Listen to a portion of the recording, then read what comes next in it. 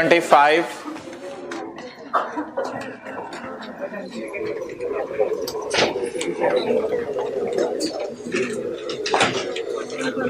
Page number 145 क्या ला के रख दो, मैं बांट दूंगा। Page 145 section 75 disposal.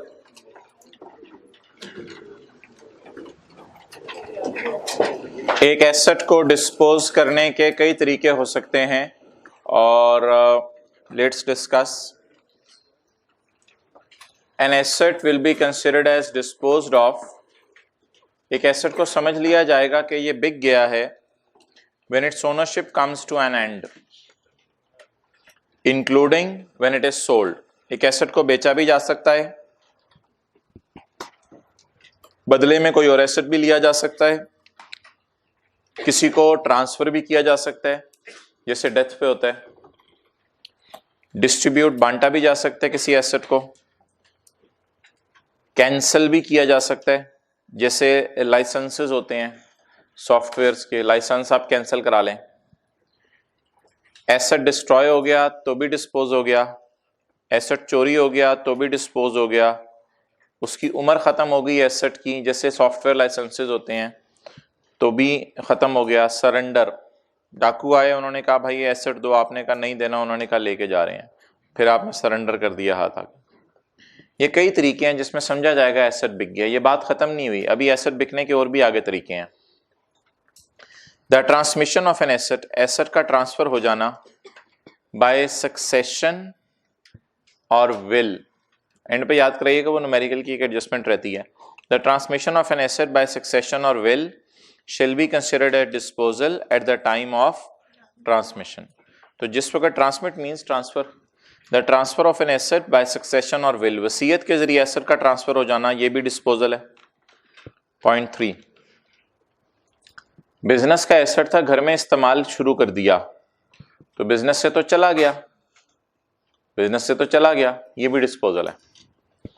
The application of business asset to personal use will be considered as disposal when the asset is put to personal use.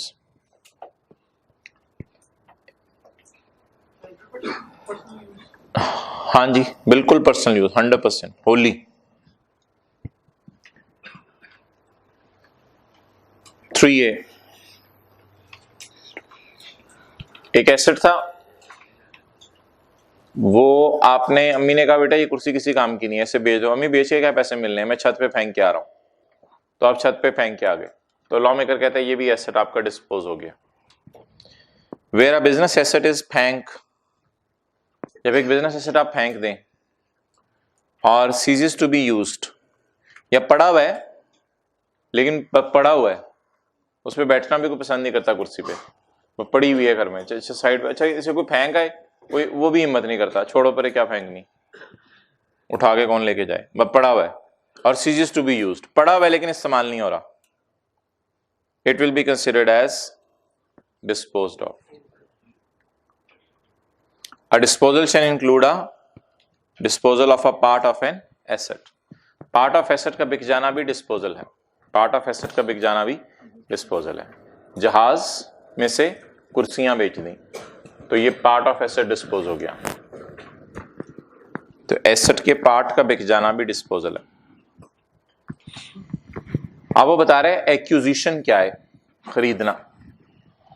पहले disposal की डेफिनेशन दे रहा था एक्यूजिशन की। डिस्पोजल को बड़ी ब्रॉड मानी है। डिस्पोजल, ये जो पॉइंट है ना 1 2 3 3 और 4, ये 5-6 नंबर का पेपर में आता है कि डिस्पोजल में क्या क्या चीजें आती हैं। आप देखेंगे एक्यूजिशन में क्या क्या चीजें आती हैं। एसेट का खरीदना, the time of acquisition of an asset is the time when a person begins to own it including the time for grant of right. कई दफा आपको घर की चाबी मिल जाती है, अभी आप घर में शिफ्ट नहीं होते, तो भाई आपको हक तो मिल गया ना ट्रांसफर होने का, आप खुद नहीं शिफ्ट हो रहे, तो ग्रांट ऑफ राइट का मतलब घर की चाबी मिल गई लेकिन अभी आप शिफ्ट नहीं हुए, तो including the time for grant of right, जब आपको हक मिल जाए ट्रांसफर होने का तो एक्यूजिशन हो गई, आपने खरीद लिया घर, ट्रांसफर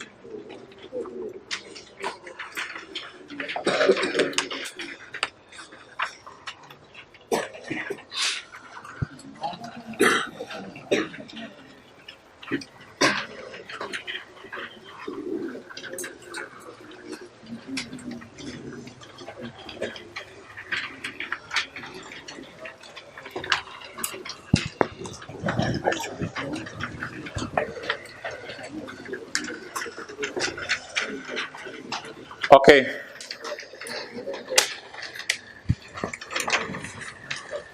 चलें जी पढ़ें। एक्विजिशन हम पढ़े थे।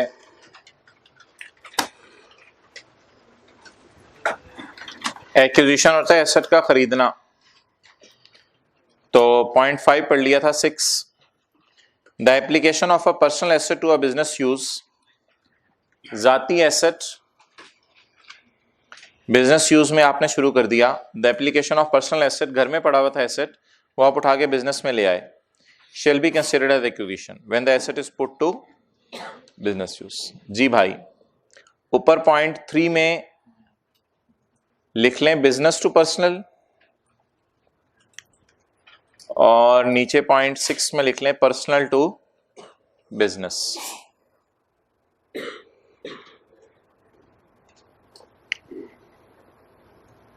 Definition. In this section, business asset का मतलब क्या है?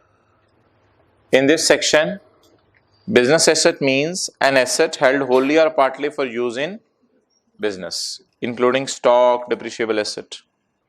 And personal asset means asset held wholly for personal use. Okay, first row में आ जाओ भाई। Cost. कॉस्ट कैसे निकलती है एसेट की? This section shall establish the cost of an asset. Purchased asset की कॉस्ट कैसे निकलती है? जो खरीदते हैं आप एसेट, ये FR1 इंट्रो में पढ़ा हुआ है। The purchased asset shall be sum of total amount given for asset, कितने पैसे आपने एसेट के लिए दिए, including fair market value of consideration in kind, और अगर आपने बदले में कोई चीज दी थी तो उसकी फेयर वैल्यू क्या थी at the time asset is acquired. जरूरी खर्चे paid in acquiring and disposing asset. Asset खरीदने और बेचने के जरूरी खर्चे, ये भी एसेट की कॉस्ट का पार्ट होंगे। बेचने के खर्चे भी एसेट की कॉस्ट का पार्ट होंगे, बस अगर गिवन हुए तो ऐड कर दीजिएगा। बेचने के वक्त के अंदाजन खर्चे भी एसेट की कॉस्ट का पार्ट होंगे। खरीदने के वक्त तो आपने पढ़े थे, बेचने के वक्त के खर्चे भी एसेट की कॉस्ट का पार्ट होंगे। खरीदते हुए ट्रांसपोर्टेशन, बेचते हुए भी transportation. Expenditure paid to alter or improve the asset, ये आपने पढ़ा हुआ है इंट्रो के अंदर, सॉरी मादरत, ये आपने पिछले दिनों में क्या कहते हैं FR1 में ही शायद पढ़ा हो कि अगर ऐसा खर्चा किया जाए जिसमें एसेट की लाइफ बढ़ जाए, एफिशिएंसी बढ़ जाए, इफेक्टिवनेस बढ़ जाए, तो उसको भी कैपिटलाइज किया जाता है। Expenditure paid to alter or improve the asset, but shall not include any expenditure which is fully allowed as, fully का मतलब है 100%। फर्ज करें, ये बात आज चौथी दफा हो रही है क्लास में या 5वीं दफा। फर्ज करें आपने कोई एसेट खरीदा, गवर्नमेंट ने खुश होकर कहा कि खरीदते ही पहले साल पूरा खर्चे में डाल दो, फिर इसको एसेट बना के डिप्रिशिएट करेंगे? But shall not include any खर्चा which is fully allowed as reduction. फर्ज करें आपने एसेट को ऑल्टर किया, इंप्रूव किया, लेकिन गवर्नमेंट ने कहा इतना जबरदस्त ऑल्टर किया तो ऐसा करो डिप्रिशिएट ना करो, इसको पहले साल ही खर्चे में डाल दो, फिर आप उसको एसेट बना के डिप्रिशिएट नहीं करेंगे। जी, आपने घर से गाड़ी रख के लाके दुकान में खड़ी कर दी, अब दुकान में इस्तेमाल होगी, इसकी कॉस्ट क्या अज्यूम की जाएगी? कॉस्ट तो अवेलेबल नहीं होगी। किस दिन की? If a personal asset is put to, its cost will be the on the date it is put to business use.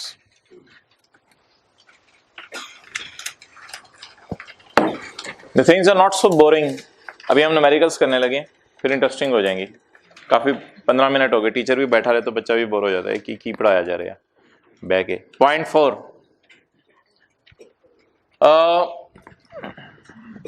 कुछ एसेट खुद भी बनते हैं, कुछ एसेट खुद भी बनाए जाते हैं। जैसे कि आप फ्लोर के ऊपर मिसाल के तौर पे छत पे आप बना लें कैंटीन पक्की, तो इसको कहते हैं सेल्फ कंस्ट्रक्टेड एसेट, खुद बनाया हुआ एसेट। इसका खर्चा कैसे निकलता है? मटेरियल, लेबर, ओवरहेड, सारे खर्चे इसके अंदर ऐड होंगे।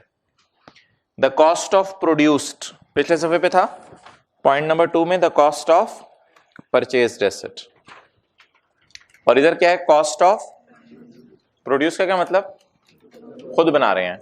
The cost of produced or constructed asset shall be the total cost incurred, total cost incurred लिख लें, मटेरियल, लेबर, ओवरहेड।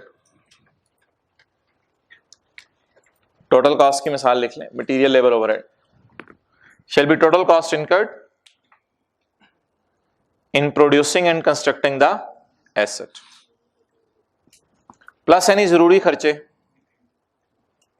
कोई भी जरूरी खर्चे, and expenditure paid to alter, और कोई भी खर्चा जो उसको बेहतर करने के लिए, that will all be a capital expenditure.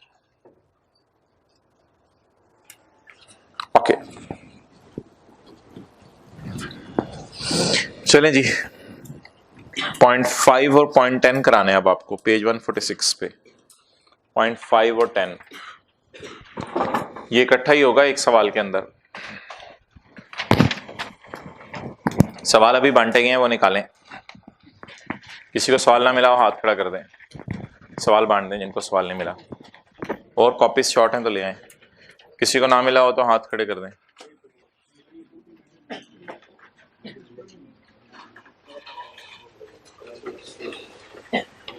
Okay, इसमें स्टार्ट करें जी।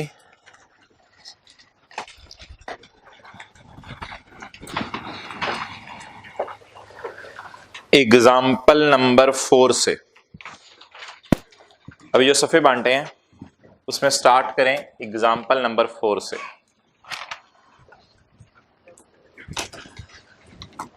N entity decided to purchase कर दें, an entity decided to purchase an asset costing rupees 70,000. Subsidy received from government in this regard is, calculate the cost of asset. आगे ना पढ़ें, आगे ना पढ़ें जी। ऐसे कितने का खरीदने, और हुकूमत से सब्सिडी कितनी मिलनी है? 15,000 जी। अगर एक एसेट 70,000 के और हुकूमत आपको 15,000 दे रही है, What will you say कि मुझे एसेट पड़ा कितने का? हकीकत बताएं, हकीकत बताएं। आपको एक पता है, आप एक चीज लेने जाते हैं, एक दुकान पे लिखा हुआ है कि भाई अगर आप 1 किलो चीनी खरीदोगे तो आपको 10 रुपए की डेयरी मिल्क मिलेगी। अब अगर चीनी जो है वो वहां पे 90 रुपए किलो है, तो आप घर वालों को क्या कहोगे? जी चीनी लेने चले जाते हैं, 80 रुपए पड़नी है उधर। बेटा 80 रुपए कैसे पड़नी है? जी 90 रुपए की चीनी है और साथ 10 रुपए की चॉकलेट मिल जाएगी, तो फिर चीनी तो कितने रुपए में पड़ी? 80 रुपए में। सिमिलरली एक एसेट है, कितने का मिलना है? 70 का। लेकिन उस एसेट खरीदने पे हुकूमत खुश होगी, और हुकूमत खुश होकर हमें सब्सिडी देगी। सब्सिडी का मतलब है कुछ पैसे तोहफे में देगी या गिफ्ट देगी। वो जो हुकूमत हमें पैसे तोहफे में देगी, तो आप बता दें कट कटा के एसेट हमें पड़ेगा कितने का? तो था कितने का, पड़ा कितने का? अब सवाल ये है कि व्हाट इज द कॉस्ट, 70 या 55? I will tell. अच्छा, अब सवाल ये है कि कॉस्ट क्या है, 70 या 55? भाई उसमें 2 ऑप्शंस हैं।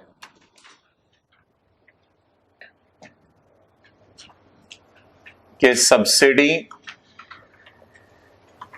माफ है या सब्सिडी टैक्सेबल है। क्या मतलब? वो जो 15,000 का तोहफा हुकूमत ने हमें दिया है, उस 15,000 के तोहफे को अगर कमिश्नर की राल टपकी तो वो टैक्सेबल है, और अगर उस 15,000 को देखकर कमिश्नर ने कहा कोई नहीं खैर है यार रखो अपने पास, मैं टैक्स नहीं लेने आऊंगा, तोहफा तो तोहफा है, तोहफे पे टैक्स मांग सकते हैं। तो इट डिपेंड्स अपॉन सर्कमस्टांस के जो गवर्नमेंट ने हमें तोहफा दिया है उस तोहफे पे कमिश्नर ने कैसे रिएक्ट किया, उस सूरत में हमारी कॉस्ट दोनों सूरतों में बदल जाएगी, हमारी कॉस्ट दोनों सूरतों में बदल जाएगी। कितनी छुट्टियां की आपने भाई? 4। क्यों? अच्छा, तो डिपेंडिंग अपॉन कि सब्सिडी एग्जैम्प्ट है या डिपेंडिंग अपॉन सब्सिडी टैक्सेबल है, हमारे एसेट की कॉस्ट बोले बदल जाएगी, हमारे एसेट की कॉस्ट बदल जाएगी। ठीक है जी, अगले सफे पे या आप कहीं भी एग्जांपल 4 का सॉल्यूशन लिखना शुरू करें। अच्छा, इसमें हिंट सुन लें, हिंट कहीं भी लिख लें solution. Hint, we will start with net figure. क्या मतलब नेट फिगर? हम अपनी डिस्कशन कहां से स्टार्ट किया करेंगे? नेट फिगर से। नेट फिगर का क्या मतलब है? तोहफा ये है कितने का एसेट? 70 का। और तोहफा कितना मिला? तो पड़ा कितने का? 55 का। तो हम कहां से डिस्कशन स्टार्ट किया करेंगे? 55 से। 55 से बात शुरू करनी है, 55 के अलावा से आपने बात शुरू नहीं करनी। नोट करें यहां तक।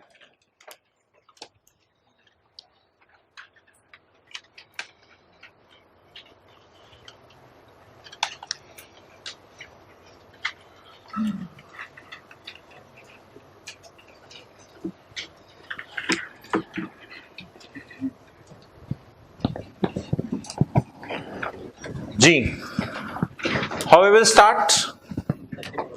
Net figure. जी, cost for the purpose of depreciation. We will start with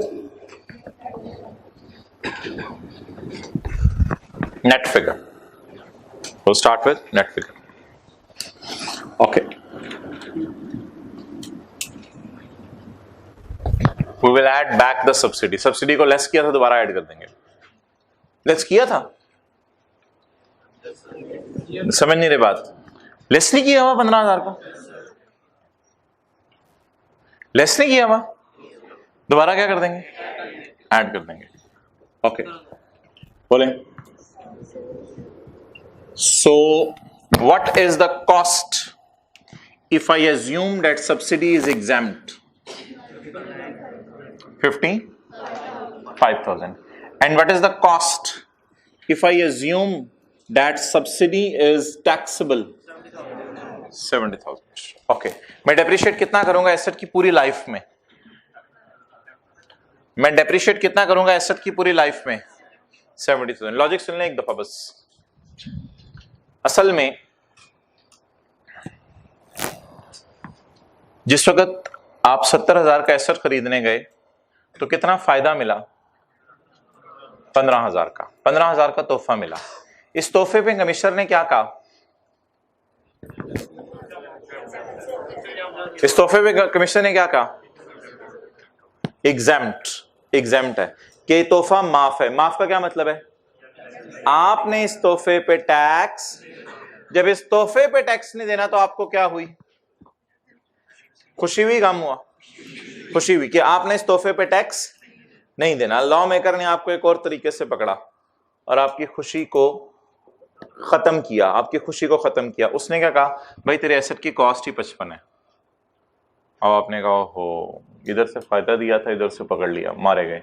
कैसे? आपकी कॉस्ट ही 55 है, आप डेप्रिशिएट सिर्फ 55 होगा सारे सालों में, थोड़ा थोड़ा करके डेप्रिशिएट सिर्फ 55 होगा। जब डेप्रिशिएट 55 होगा तो कम डेप्रिशिएट होगा। जब कम डेप्रिशिएट होगा तो कम एक्सपेंसेस अलाउ होंगे। जब कम एक्सपेंसेस अलाउ होंगे तो प्रॉफिट, तो ज्यादा टैक्स देना पड़ेगा। तो खींचतान की बात वहीं पे पहुंच गई। तो इस पे, इसको आपने 55 पे ही रखना है, 55 से आगे नहीं लेके जाना। एसेट की कॉस्ट 55 है। अच्छा जी, इधर क्या हुआ? इधर आपको 15,000 का तोहफा मिला। जब 15,000 का तोहफा मिला तो 15,000 का तोहफा मिलते ही लॉ मेकर ने कहा चल भाई टैक्स निकाल। अब जो कमीशन ने मांगा टैक्स, जैसे ही आपने टैक्स पे किया तो आप रोने लगा। आपने कहा यार ये तो तोहफा भी मिला, टैक्स भी देना पड़ गया। अब आपने 15,000 पे गवर्नमेंट को टैक्स पे कर दिया। अब गवर्नमेंट ने आपको कहा यार तू क्यों रो रहा है? कहते जी तोहफा मिला था, तोहफे पे भी टैक्स देना पड़ गया। तो गवर्नमेंट ने कहा चलो रिलैक्स करो, तुम्हारा एसेट 70 पे ही रखते हैं। वो जो नेट किया था ना 15, उसको रिवर्स कर दो। तुम्हारा एसेट किस पे रखते हैं? 70। पड़ा कितने के वैसे, लेकिन रखते किस पे हैं? अब थोड़े जरा बैलेंस हो गया, आपने कहा चलो शुक्र है। डेप्रिशिएट अब पूरा कितना करने दिया जाएगा, 70 करने दिया जाएगा, ठीक है। तो it is so how we will start always in both scenario, what is our starting point, we will start with net figure. Exam के केस में कुछ नहीं करना। अच्छा, कुछ बच्चे 70 से स्टार्ट करते हैं, फिर वो क्लास के बाद आके बार बार में तंग करते हैं। अच्छा, पहले 70 में से माइनस करेंगे, पहले ये करेंगे ना। स्टार्टिंग पॉइंट मैंने आपको बता दिया, हाउ वी विल स्टार्ट। हम हमेशा क्या कहेंगे घर वालों को, 70 की चीज ली, 15 का तोहफा मिला, 55 का पड़ा, 55 से बात शुरू किया करेंगे। एग्जाम के केस में कुछ नहीं करना, और टैक्सेबल के केस में ऐड कर देना, सब्सिडी रिवर्स ऐड बैक कर देना। चलें जी, ये बड़ी सी बात है। हमेशा हम स्टार्ट किससे करेंगे, we will start with the net figure. हमेशा हम नेट फिगर से, नेट का क्या मतलब है, खरीदा कितने का, तोहफा कितना मिला, पड़ा कितने का, 55,000। चलें जी, फोर्थ रो में आ जाएं आप दोनों भाई।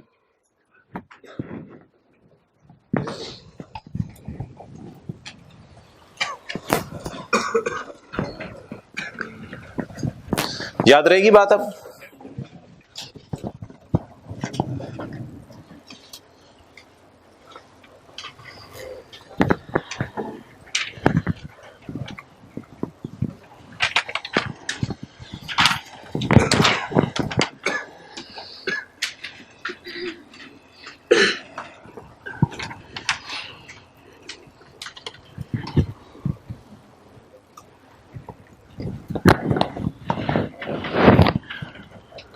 किताब पे आए, पेज 146 पे।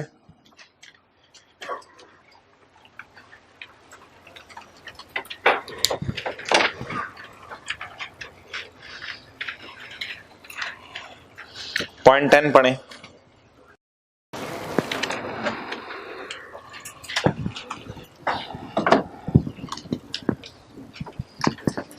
पॉइंट 10 में ना पहले आखिरी लाइन पढ़े। पॉइंट 10 में हाउएवर, लेजर यहां इनसे कह दें भाई को ले आएंगे। However, if the grant, if the subsidy, if the rebate, if the commission, if the assistance is, then it will be। अच्छा, ये ना धोखा है, बच्चे समझते हैं 70 में ऐड करना है।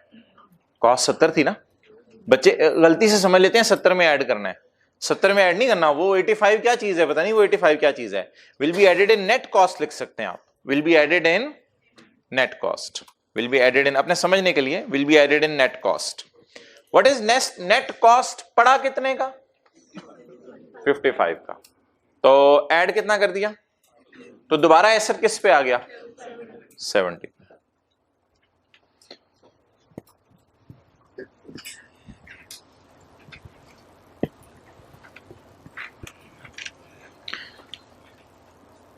The cost of asset does not include the amount of grant। देखे देखे देखे, अब ये सिनेरियो शुरू से पढ़ना शुरू करें। The cost of asset does not include grant, देख लें 15 इसमें नहीं है शामिल। The cost of asset does not include, इसमें 15 दोबारा ऐड किया। The cost of asset include, the cost of asset does not include, the cost of asset does not include grant, subsidy, rebate, commission or other assistance received in respect of acquisition of। अच्छा, मुझे कैसे पता चला ये exempt का बात कर रहे हैं, तो ये तो नहीं exempt का कुछ कह रहा, कुछ नहीं लिखा हुआ ऐसा exempt की बात कर रहा है। However का मतलब क्या होता है भाई, however if the grant is chargeable, तो ऐसा करें। तो फिर पिछली बात किसके लिए हो रही होगी, exempt के लिए। तो पॉइंट पहली दो लाइनों के साथ, the cost of an asset वाली दो लाइनों के साथ आप लिख सकते हैं इट इज फॉर एग्जाम्प्ट, ये एग्जाम्प्ट के लिए। हाउएवर का मतलब ये बनेगा ना जी। आखिरी दफा पढ़ लें दोबारा।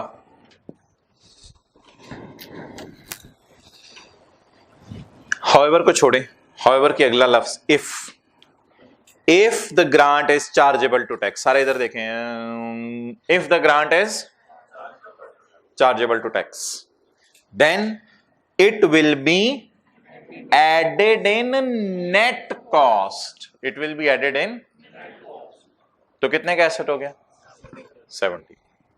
दोबारा पढ़ें शुरू से अब. The cost does not include 15. The cost does not include 15. Does not include amount of grant, subsidy, rebate, commission, other assistance received in respect of acquisition of asset. Clear? लेकिन प्लीज सारी बातों के बैक एंड पे ये बात है जिसको आपने बहुत बड़ा बड़ा करके लिखना है. वी विल स्टार्ट विद, आप गलती क्या करेंगे पेपर में, यहां आप लिख देंगे 70 और यहां आप लिख देंगे 70 जमा 15 85. ना ये तो फिर ब्लेंडर हो जाएगा. स्टार्ट कहां से करना है, नेट से करना है. क्योंकि हकीकत क्या होती है, खरीदने जाते हैं 70 का तोहफा मिलता है 15 का, तो क्या सोचते हुए आ रहे होते हैं, कितने का पड़ा, 55 का पड़ा. Okay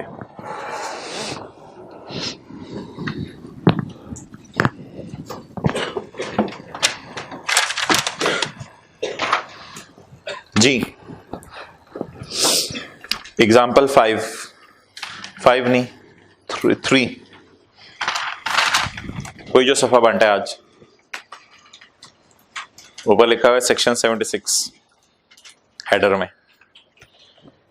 example 3. An entity decided to purchase, an entity decided to purchase an asset, to purchase कर लें. An entity decided to purchase an asset costing 40,000.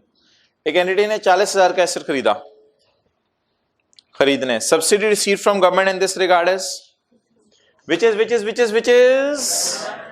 exempt from tax, which is exempt from tax. बस रुक जाए. खरीदा कितने का, 40 का. तोहफा कितना मिला, पड़ा कितने का. स्टार्ट कहां से करते हैं, 34,000 से. आगे, loan receive from government for buying this asset is 15,000. Government ने 15,000 का लोन भी दिया इस एसेट को खरीदने के लिए. सब्सिडी होता है, कभी वापस नहीं मांगी जाती, लोन वापस मांगेगी गवर्नमेंट. ब्रैकेट में पढ़ें, एक बात लिखी हुई है पॉइंट 10 में, other than loan repayable with और विदाउट इंटरेस्ट. विद और विदाउट इंटरेस्ट. लोन को कभी नहीं एसेट की कॉस्ट में ऐड करना, क्योंकि लोन फायदा है जो एसेट की कॉस्ट कम कर देगा, या ये तो वापस करना होता है. तो तोहफे कितने किस्म के हैं, 2, या टैक्सेबल, लेकिन किस पे ये सेक्शन लगता है, किस पे सेक्शन नहीं लगता. सेक्शन 2 किस्म के तोहफों पे लगता है. एग्जेम्प्ट तोहफों की मिसाल भी दे रहा है सेक्शन, टैक्सेबल तोहफों की मिसाल भी दे रहा है. लेकिन ये सेक्शन किस पे नहीं लगता, लोन पे लगता ही नहीं. अब क्या करूं, लोन के बारे में कुछ सोचूं, ऐड करूं, लेस करूं, नेट करूं, पड़ा हुआ है नहीं. लोन के बारे में कुछ भी नहीं सोचना, बस लोन वाली लाइन को आपने इग्नोर कर देना. ये लाइन इग्नोर करने के लिए हुआ करेगी, इसका कुछ भी नहीं करना. ये तोहफा है या ये उधार है जो वापस हो जाएगा, इसलिए लोन वाली लाइन का क्या करना है आपने, छोड़ें, कुछ भी नहीं. ब्रैकेट लगा के लाइन को ऑलवेज इग्नोर. इग्नोर का मतलब होता है सवाल में आपने पढ़ने के काबिल भी नहीं समझना. इसको पढ़ लिया तो फिर इंपैक्ट इसका कोई नहीं होगा, चाहे लोन पे इंटरेस्ट देना हो चाहे ना देना हो, किसी भी सूरत में. जी, अब मेरे 2 सवाल.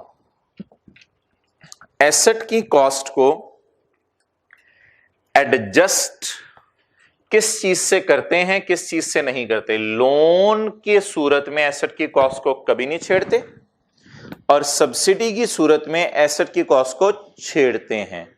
सब्सिडी में 2 सूरतें हो सकती हैं. अगर एग्जेम्प्ट है तो नेट से चलना है और कुछ नहीं करना. अगर टैक्सेबल है, नेट से चलना है और सब्सिडी को ऐड बैक कर देना है, दोबारा ऐड बैक कर देना. क्लियर. आप बता दें जी, व्हाट इज द कॉस्ट, 34,000. तो आपने सामने ही सोल्यूशन लिख लिया होगा एग्जांपल 3 के. कॉस्ट इज 34,000, और कैलकुलेशन भी नहीं करनी पड़ी, कैलकुलेटर भी नहीं खोलना पड़ा, बस लोन को इग्नोर कर दिया. ओके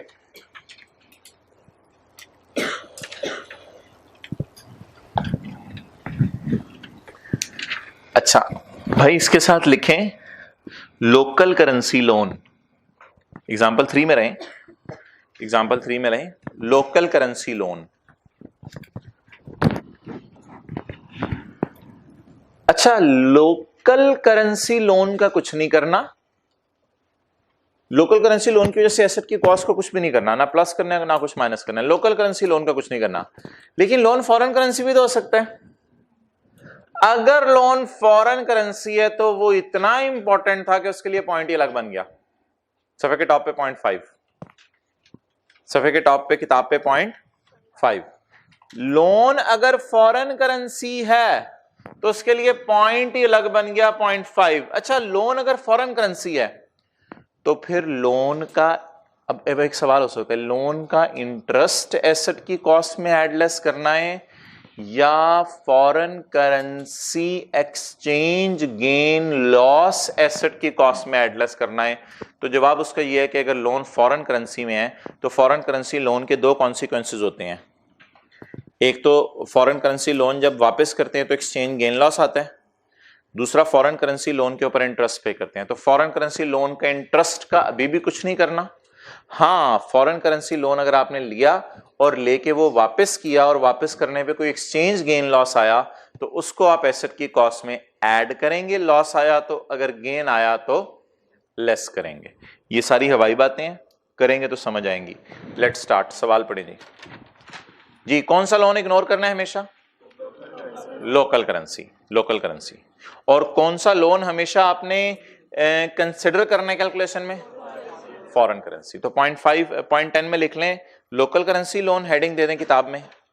0.10 में लोकल करेंसी लोन है और 5 में कौन सा लोन है? Foreign currency. अच्छा, लोन दोनों लोन लिए किस लिए जा रहे हैं? एसेट खरीदने के लिए, एसेट खरीदने के लिए।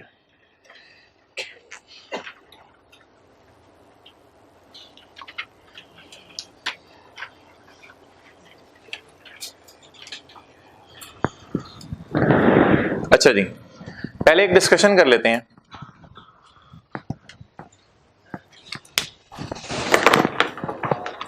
करेंसी एक्सचेंज कराने पर लॉस आया या करेंसी एक्सचेंज कराने पर गेन आया, कितनी सूरतें हो सकती हैं? दो सूरतें हो सकती हैं, या करेंसी एक्सचेंज कराने पे या करेंसी एक्सचेंज कराने पे गेन आ सकता है। अच्छा जी, मुझे लॉस की नेचर बताएं। डेबिट नेचर, लॉस, एक्सपेंसेस और gain, sale, income. Credit nature, यही नहीं, यही है ना, यही पढ़ा था इंट्रो में। मैं प्रॉफिट एंड लॉस की बात कर रहा हूं, बैलेंस शीट की बात नहीं कर रहा। प्रॉफिट एंड लॉस में लॉसेस कहां आते हैं? एक्सपेंसेस में। एक्सपेंस की नेचर। गेन्स कहां आते हैं? इनकम की नेचर। ये अकाउंटिंग रूल लगा के आपको समझाया जा रहा है, लॉ में ऐसी बात नहीं लिखी होगी जी। ट्रीटमेंट, मुझे बताएं कौन सी चीज एसेट की कॉस्ट में ऐड किया करेंगे, कौन सी चीज लेस किया करेंगे? कितने लोग कह रहे हैं लॉस ऐड किया करेंगे? कितने लोग कह रहे हैं लॉस एसेट की कॉस्ट में लेस किया करेंगे? उसका जवाब बड़ा सिंपल है, एसेट की नेचर बता दें। डेबिट, बब्बा खत्म होगी। एसेट खुद डेबिट है, कोई और डेबिट आया? गुड, तो एसेट की कॉस्ट में ऐड किया करेंगे। ठीक है, loss add in cost of asset. और अगर करेंसी एक्सचेंज कराने पे क्या आ गया? गेन आ गया। उधर से गेन आ रहा होगा, इधर से एसेट डेबिट साइड पे पड़ा होगा और उधर से गेन क्रेडिट पे आ रहा होगा। अब क्या करेंगे? हम फायदा होगा, खुशी होगी कि यार हमें तो गेन आ गया, एसेट महंगा मिला लेकिन इधर से एक्सचेंज का गेन आ गया, तो खुशी होगी। तो इसे एसेट की कॉस्ट को क्या करेंगे? लेस नहीं, बड़े हो जाए, डिडक्ट, डिडक्ट, डिडक्ट। अभी एक बोलेगा इन कॉस्ट ऑफ एसेट, नहीं, from cost of asset. Deduct from cost of asset. तो ये बात अब रटा नहीं मारनी, ये बात अब लॉजिक पे होगी, कभी भूलेगी नहीं। लॉस को हमेशा एसेट की कॉस्ट में क्या करना है, ऐड, क्योंकि लॉस की नेचर और एसेट की नेचर डेबिट। तो लिख लें सफा पलट के, exchange loss will be added in cost of asset, exchange gain will be deducted from cost of asset। Logics क्यों लिख रहे हैं, लिखनी है लिख लें, नहीं तो बस सिंपल जो मैं लिखवा रहा हूं लिखें। एक्सचेंज लॉस को ऐड करना है, उर्दू में लिख लें बस, एक्सचेंज लॉस को ऐड करना है और एक्सचेंज गेन को माइनस करना है।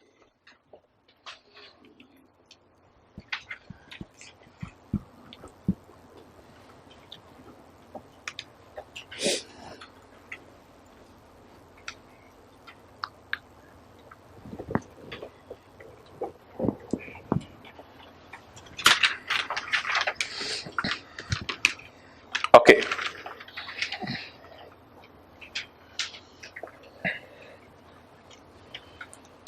चलें जी, एग्जाम्पल 1,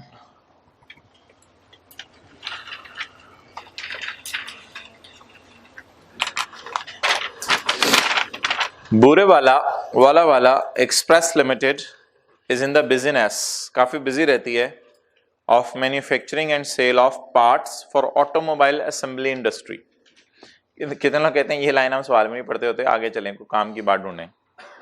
नहीं भाई, इस लाइन को भी समझा करें जिंदगी में। बुरे वाला चीजें बना के बेच रहे हैं, और ये बेचते क्या हैं, ऑटोमोबाइल इंडस्ट्री होती है गाड़ियों की इंडस्ट्री, और ऑटोमोबाइल असेंबली इंडस्ट्री वो होती है जो गाड़ियां बनाती है। ऑटोमोबाइल असेंबली, असेंबल कर रहे हैं, ये गाड़ियां बनाने वालों को पार्ट्स बेच रहे हैं। मिसाल के तौर पे शायद ये होंडा कार्स वालों को टायर बेच रहे हो, या शायद ये होंडा कार्स वालों को गाड़ी के इंजन के कोई पार्ट्स बेच रहे हो, शायद ये होंडा कार्स वालों को टायर के अंदर लोहा बनाने के कोई पार्ट बेच रहे हो, कोई भी पार्ट्स बेच रहे हैं। तो इनका काम है गाड़ियों के पार्ट्स बेचना। ऑन 1 जनवरी 2012, साल के मिड में, टैक्स ईयर 2012 के मिड में, on 1 January 2012 BEL took a loan of local currency loan है, इग्नोर करूं, या फॉरेन करेंसी लोन है, फॉरेन करेंसी लोन है। On 1 January 2012 BEL took a loan of $1 million from GHI Bank USA, which was used for purchasing the plant. The loan is repayable in 10 equal installment in US dollar। अच्छा, 1 million को अगर 10 से divide करें तो फिर कितना बनेगा, 100,000 बनेगा। 100,000 की ईच इंस्टॉलमेंट होगी, ठीक है। 1 मिलियन को अगर 10 से डिवाइड करेंगे तो एक किस्त निकल आएगी लोन की। ये बड़ी इंपॉर्टेंट बात है, ये फिगर आगे यूज होनी है। 1 मिलियन को 10 से डिवाइड करेंगे तो पहली किस्त पता चल जाएगी लोन की कितनी है। अगर 9 लाख का लोन होता तो पहली किस्त 90,000, ये जरा आसान बात है समझाना। अगर 20,000 का लोन होता तो पहली किस्त 2,000 की होती, लेकिन ये 10 लाख का है इसलिए पहली किस्त 1 लाख होगी। 1 मिलियन को ना 10 लाख कहते हैं उर्दू में, इसको पंजाब वाले कहते हैं, देखें 1 के बाद 6 सिफर, इकाई, दहाई, सैकड़ा, हजार, 10,000, लाख, 10 लाख, तो 10 लाख, ठीक है। ये यूनिट 10 वाले भी बैठे हुए हैं इधर दाएं बाएं।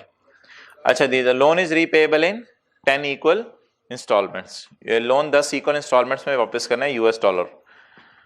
जाहिर बात है US डॉलर में वापस करना है, बाहर के मुल्क से डॉलर आए तो इधर से भी डॉलर ही जाएंगे। The rate of exchange on 1 January 12 was $1 equal to ₹98। ये किस दिन का रेट है, जिस दिन लोन लिया या वापस करना है, कैसे पता चला?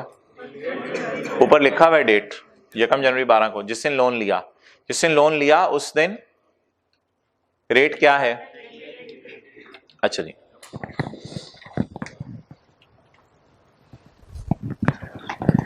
गेन लॉस निकलता कैसे है, अब ये देखना है गेन लॉस निकलता कैसे है। एक्सचेंज गेन लॉस की वर्किंग का फॉर्मेट, एक्सचेंज गेन लॉस की वर्किंग का फॉर्मेट। पता चलना चाहिए ना गेन लॉस कैसे निकलना है।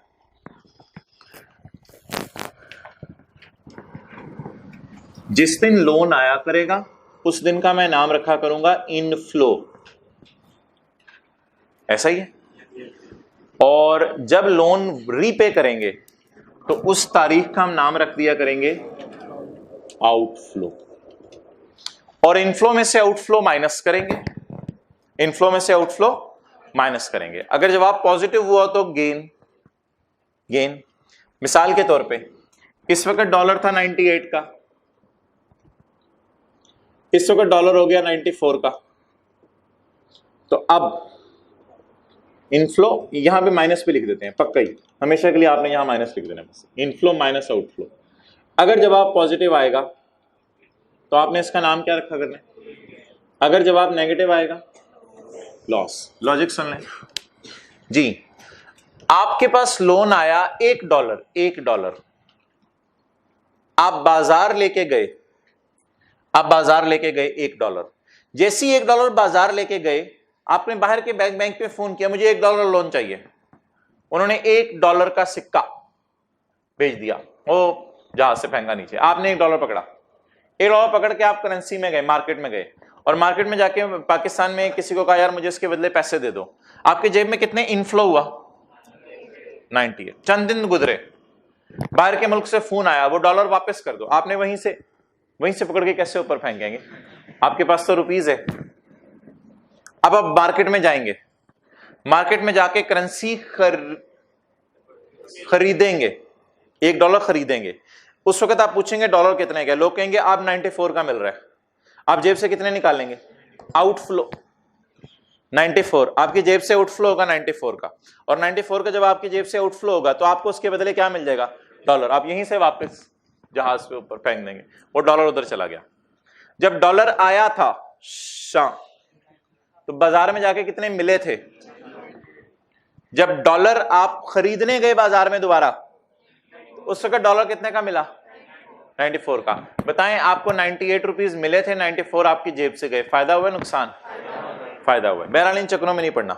जब लोन, इतना सोचना नहीं है, जब लोन लिया करेंगे तो उस दिन का नाम क्या रखा करेंगे, उस दिन का रेट यहां आ जाएगा। जब लोन वापस किया करेंगे उस दिन का नाम क्या रखेंगे, आउटफ्लो, उस दिन का एक्सचेंज रेट यहां आ जाएगा। इन दोनों का डिफरेंस ले लेंगे, पॉजिटिव आया तो, नेगेटिव आया तो, इसको मल्टीप्लाई किया करेंगे रीपेमेंट से, इसको मल्टीप्लाई किया करेंगे रीपेमेंट से। रीपेमेंट इन US डॉलर, रीपेमेंट इन। एक्सचेंज गेन लॉस किस वक्त आता है, लोन लेने के वक्त आता है या लोन वापस करने पे पता चलेगा एक्सचेंज गेन लॉस है। लोन लेने पे तो गेन लॉस नहीं आता, लोन लेते हैं तो जेब में पैसे आ जाते हैं बस। फिर एक्सचेंज गेन लॉस कब पता चलता है आया, जब लोन वापस करेंगे। तो जब लोन वापस करेंगे, exchange gain loss on repayment of principal. Repayment principal की जिस वक्त होगी उस वक्त एक्सचेंज गेन लॉस निकालने का फॉर्मूला बता दें, इनफ्लो माइनस आउटफ्लो। ये फिगर आ गई, multiplied by repayment in US dollar, it will give you exchange gain और एक्सचेंज लॉस। चलें जी, ये फॉर्मूला नोट कर लें एक्सचेंज गेन लॉस निकालने का।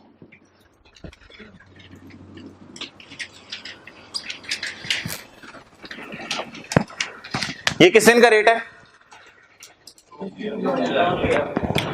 जिस दिन लोन लिया। ये किस दिन का रेट है, जिस दिन लोन वापस किया। इनका डिफरेंस एंड में मल्टीप्लाई किससे करना है, रीपेमेंट। वो $2 वापस किए, $1 वापस किया, या $10,000 किए, जितने भी किए। चलें जी, जागते रहना भाइयों। चलें, क्या हेडिंग दी है, formula for exchange gain loss on repayment date.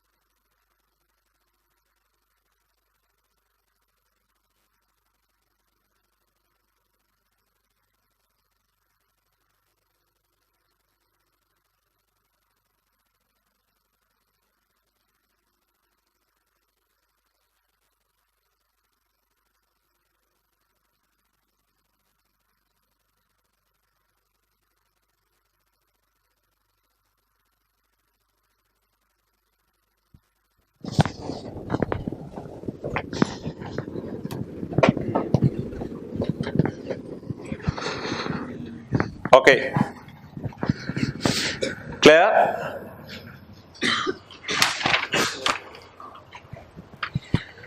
Exchange gain loss निकालेंगे किस दिन? जिस दिन लोन लेंगे या जिस दिन वापस करेंगे? कितने डॉलर पे एक्सचेंज गेन लॉस निकालेंगे? जो मिले या जो वापस किए? जो वापस किए। पढ़ें।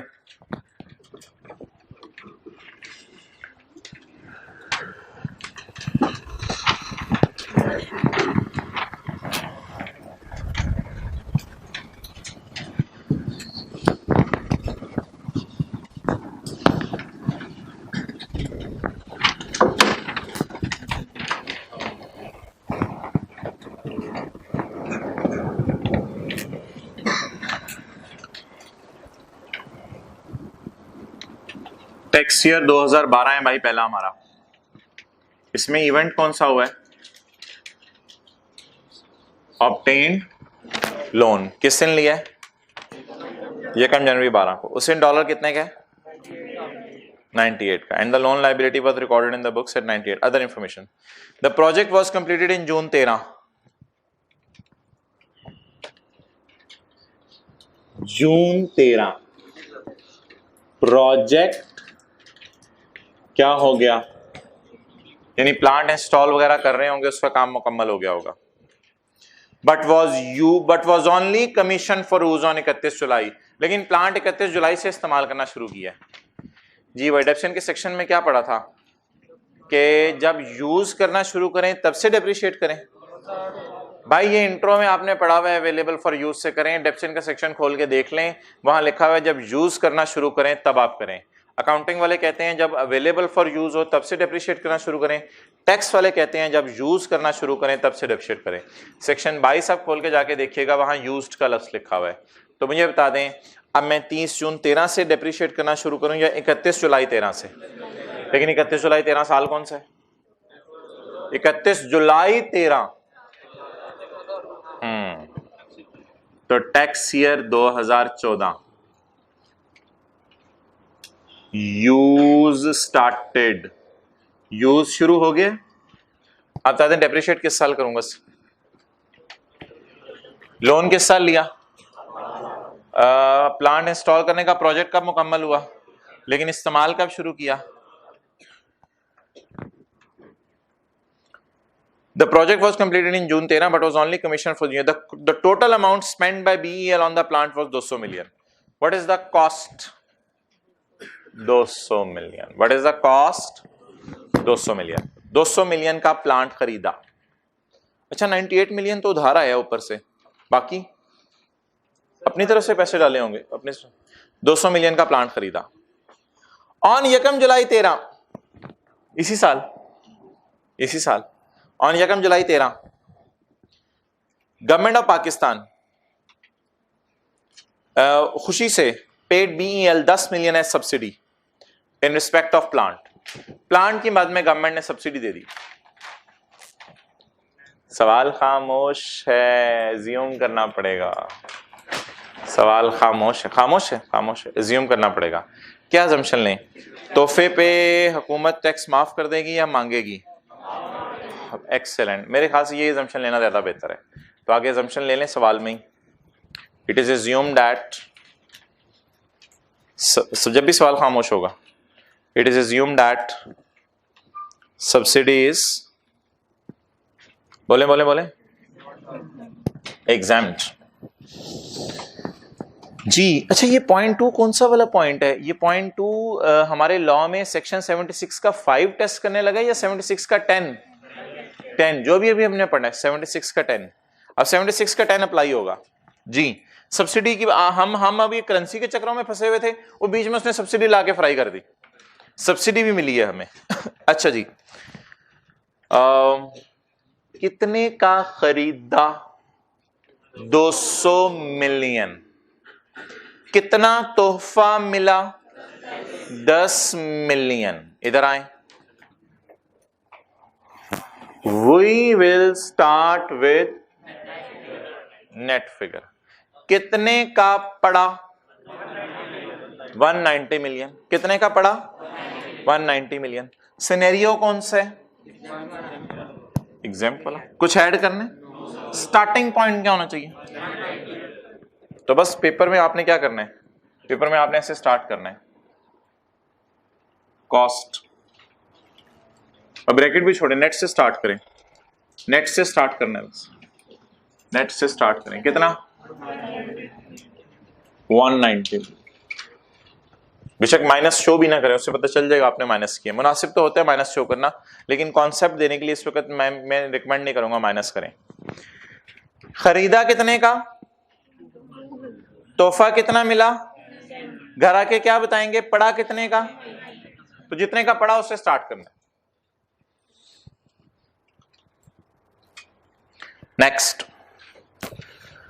The first instalment of US dollar 1 lakh, हाँ 1 लाख ना, ऊपर 1 मिलियन था, ऊपर जाए 1 मिलियन था। The first instalment of US dollar 1 lakh towards repayment of US dollar loan was paid to GHI bank at 30 June 14, again हमारे साल 30 June 14। The rupee equivalent of US dollar 1 lakh at then was rupees 10 million, यानी US dollar 1 कितने रुपए का है इस वक्त, 100 रुपए का, US डॉलर 1 100 रुपए का जी।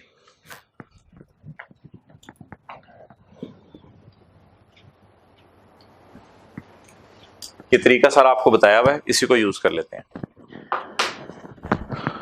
लोन लिया की तारीख ढूंढे, उस दिन का एक्सचेंज रेट, लोन वापस किया की तारीख ढूंढे, 30 जून 14, उस दिन का रेट,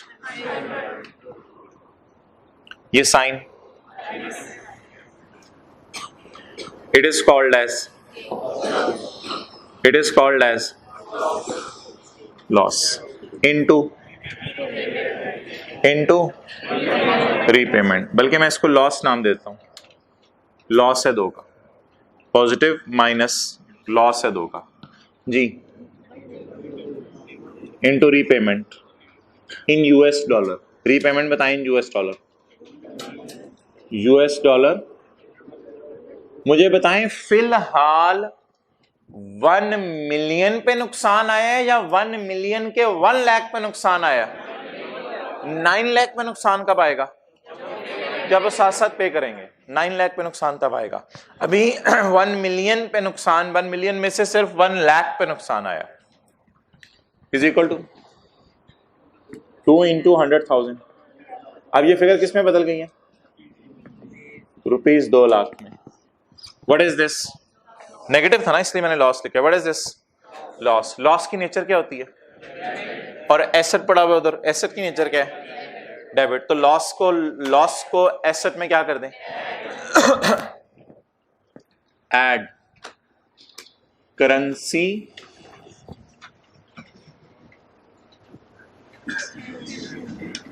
एक्सचेंज लॉस, वर्किंग, ये वर्किंग है, कितना 200 जी। एसेट कितने का टोटल कैलकुलेट करें, 190। अच्छा आपको पता है कि लॉस आ जाए तो एसेट की कॉस्ट बढ़ जाती है, उस वजह से कोई नुकसान हो गया ना हमारा, तो नुकसान हो गया उसकी वजह से एसेट महंगा पड़ा, एसेट की कॉस्ट बढ़ गई, इट्स ओवर। नीचे सॉल्यूशन खुद ही देख लें, वो मैंने नहीं कराना, नीचे देखें जरा सॉल्यूशन, इसका सॉल्यूशन दिया हुआ है, सिर्फ लॉस डायरेक्ट ब्रैकेट में निकाला हुआ है मैंने, बाकी सॉल्यूशन दिया हुआ है। सॉल्यूशन देखें कैसे है, 190 200, नीचे का माइनस करेंगे इनिशियल अलाउंस, क्योंकि सेकंड हैंड प्लांट नहीं है, नीचे इनिशियल अलाउंस माइनस किया हुआ है 25%, और उसके बाद क्या माइनस की हुई है, बिल्डिंग के लिए 10, कंप्यूटर के लिए 30, बाकी सब के लिए 15%। तो इससे आगे मैं सॉल्व नहीं करा, मेरा सिर्फ सेक्शन 76 कराना मकसूद था। In the Roshni of section 76 how many rules you have applied, 2। Number 1, यहां में सब्सिडी एडजस्ट की है मैंने, और यहां करेंसी एक्सचेंज लॉस को किया। सवाल एक दफा दोबारा पढ़ें, सवाल खत्म हो गया, कॉस्ट निकालनी थी मैंने, इनिशियल लॉस डेप्सियन आप खुद निकाल लेंगे। बुरे वाला कारोबार कर रही है गाड़ियां बनाने के पार्ट्स बेचने का। 1 जनवरी 12 को यानी टैक्स ईयर 2012 बुरे वाला ने 10 लाख यूएस डॉलर का लोन लिया प्लांट खरीदने के लिए। लोन 10 इंस्टॉलमेंट्स में वापस होने यानी 1-1 लाख में। उस दिन एक्सचेंज रेट था 98। तो अगर आप 98 को मल्टीप्लाई करें 1 मिलियन से तो पता चल जाएगा टोटल 98 मिलियन रुपीस आए। लेकिन 98 मिलियन को कुछ नहीं करना, मुझे 98 चाहिए। आगे चलें, अगर 98 मिसिंग होता कैसे निकालते? Rupees 98 million divided by 1 million. 98 missing भी हो सकता है ना, 98 को सर्कल लगा के may be missing in question, तो निकाल लीजिएगा। कैसे? जो उधार आया है उसे डिवाइड कर दीजिएगा, बोले जो उधार आया है टोटल उसे डिवाइड कर दीजिएगा डॉलर से, तो फिर पता चल जाएगा $1 कितने का। 98 में भी मिसिंग इन क्वेश्चन। कैलकुलेटर की जरूरत नहीं ना, समझ आ गई है? Rupees 98 million divide by 1 million dollar, तो आपके पास पता चल जाएगा $1 कितने का। अच्छा जी, अदर इंफॉर्मेशन। प्रोजेक्ट मुकम्मल हो गया था 2013 में, लेकिन इस्तेमाल कब शुरू हुआ? 14 में। 31 जुलाई छोड़ें, सालों की बातें करें। 14 में शुरू हुआ इस्तेमाल। 200 मिलियन का खरीदा, लेकिन तोहफा कितने का मिला? 10 का। तो पड़ा कितने का? अब सवाल है 190 में दोबारा ऐड करना है 10 या नहीं, तो देखना पड़ेगा एग्जाम्प्ट है या, क्योंकि एग्जाम्प्ट है इसलिए बस नेट से ही करें और कुछ नहीं करना, वो जैसे मैंने उधर लिखा। और इन द एंड डॉलर की एडजस्टमेंट है। छोड़े, मैं किन बातों में पड़ गया हूं। एग्जाम्पल 2 कर दें मुझे, बस छुट्टी करते हैं। एग्जाम्पल 2 कर दें जो आज सफा बांटा है।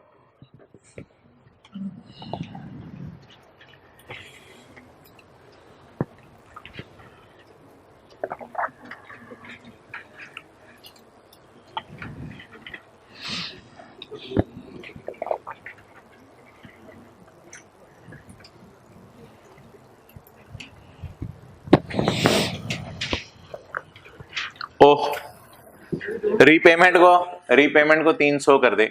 ऑनलाइन क्लासेस में सही होकर अपलोड होता है। 2000 का लोन लिया, 3000 वापस हो रहा है। ये 2000 कितनों को पता चल गया था? अच्छा जी, कुछ लोग दोबारा पढ़े होंगे, नहीं मेरे पढ़ने में गलती हुई है। अच्छा, 2000 का लोन लिया, इसको 300 कर दें रीपेमेंट।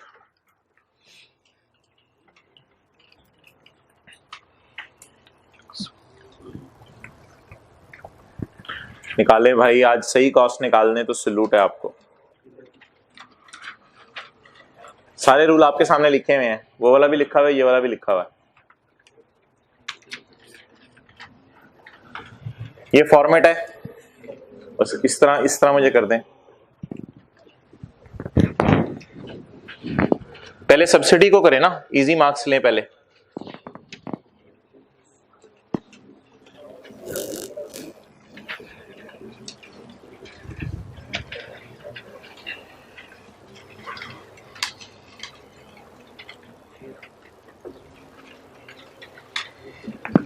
भाई ये आज क्लास के बाद ले लेंगे आपसे आगे टेस्ट बच्चे।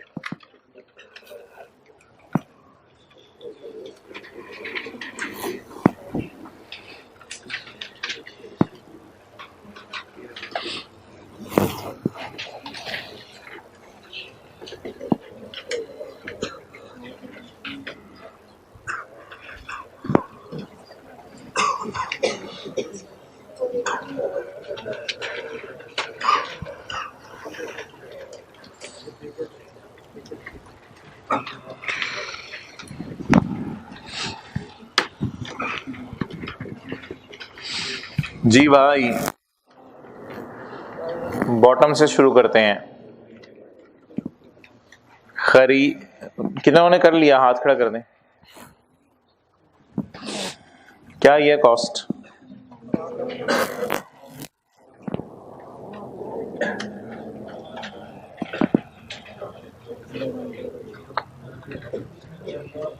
जी मोहतरम, खरीदा कितने का? 50,000 का, 5 लाख का। खरीदा कितने का? तोहफा कितना मिला? अच्छा, वी विल स्टार्ट विद, हम कहां से स्टार्ट करेंगे? नेट फिगर्स जी। What will be my starting point? 480,000। Net से स्टार्ट करेंगे, लेकिन ग्रांट क्या है, इसलिए ऐड बैक कर देंगे दोबारा जी। कितना? दोबारा एसेट किस पे आ जाएगा? 5 लाख। ये 5 लाख कितने लोगों ने सही लिखा था और ये शो किया था? पड़ा कितने का? 480 का। तोहफा कितना मिला? 20 का। ओके, ऐड बैक कर दिया। चलें जी, अब दूसरा कॉन्सेप्ट अप्लाई करना है। कौन सा? एक्सचेंज गेन लॉस वाला। उसके लिए वर्किंग करनी पड़ेगी।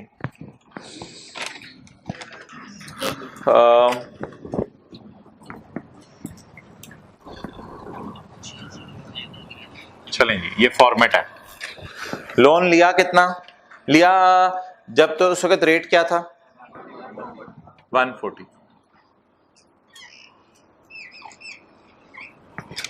जिस वक्त लोन वापस किया उस दिन रेट क्या है? 138। ये माइनस ये गेन आ रहा है पॉजिटिव, कितना? 2 का। 2 को किससे मल्टीप्लाई करना है? रीपेमेंट से। मैंने इधर फॉर्मूला जब लिखवाया था आपको कहता है इनटू यूएस डॉलर रीपेड जी। कितने करेंसी यूनिट्स पे रीपे किए? 300 जी। 2 इंटू 300, 600 रुपया। What is 600? गेन। गेन की नेचर और एसेट की nature debit. Less exchange gain working कितना? 600। 499 499 400। गुड। 0.5 पढ़ ले, फिर खत्म करते हैं क्लास।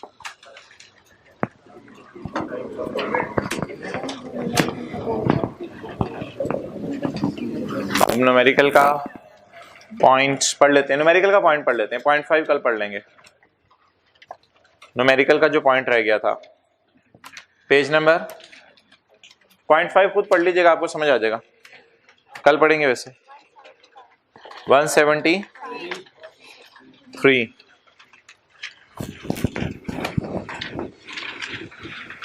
पेज 173 पे 0.6 मैंने आपको कल कहा था कि आपने इसे इग्नोर करना है जी। क्रेडिटर में पड़ा हुआ है 6000 रेंट पेएबल, जो कि खर्चे के तौर पे माइनस करने दिया था एक्रूअल बेस पे। किस साल? 2011 में जी। 11 में एक रेंट माइनस करने दिया था 6000 का। हम किस साल खड़े हैं? 14 में जी। आए जरा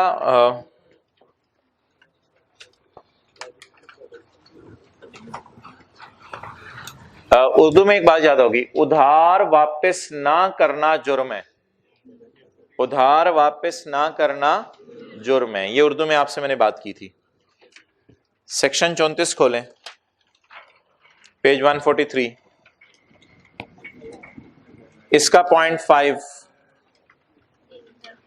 where a deduction is allowed for an expenditure. Rent minus हुआ है हमारे सवाल में, and the businessman has not paid the liability within, और 3 साल तक लायबिलिटी पे ना करे उस साल जिस साल वो खर्चा हुआ था। The unpaid liability shall be chargeable under the head income from business in the पहला साल following the end of 3 year. 3 साल खत्म होने के बाद जो पहला साल होगा तब सजा मिलनी है। अब आए खर्चा किस साल के? 11 का। गिनना कहां से शुरू करेंगे? 30 जून 11 से। गिनना कहां से शुरू करेंगे? इसके एंड से 3 साल गिनेंगे। तीसुन 12, तीसुन 13, तीसुन 14 और सजा किस साल देंगे? 15 में। 15 में इस अनपेड लाइबिलिटी को हम कहेंगे तेरा पे करने का कोई इरादा नहीं है, इसलिए इसको किस में डाल देंगे? इनकम में। लेकिन हमारे सवाल की रिक्वायरमेंट पढ़े हम किस साल खड़े हैं? 14 में। तो लिखें इसको 15 के न्यूमेरिकल में ऐड करेंगे, इसलिए 14 में इग्नोर कर दें, इसको 15 के न्यूमेरिकल में ऐड करेंगे। ऐड क्यों करेंगे? सजा देनी है, सजा देनी है, इसको 15 के न्यूमेरिकल में ऐड करेंगे। और हमारा कौन सा न्यूमेरिकल है? 14।